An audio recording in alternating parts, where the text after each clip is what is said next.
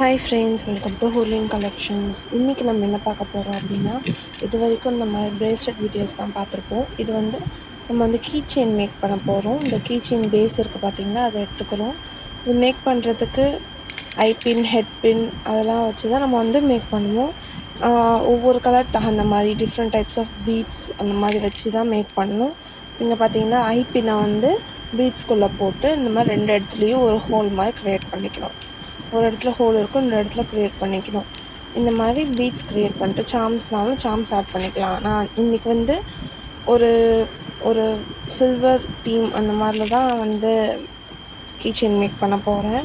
பீட்ஸ்லாம் add பண்ணி alphabet லெட்டர்ஸ்லாம் add பண்ணி make பண்ண போகிறேன். இதை பாருங்கள், ரொம்பவே சூப்பராக இருக்கும்.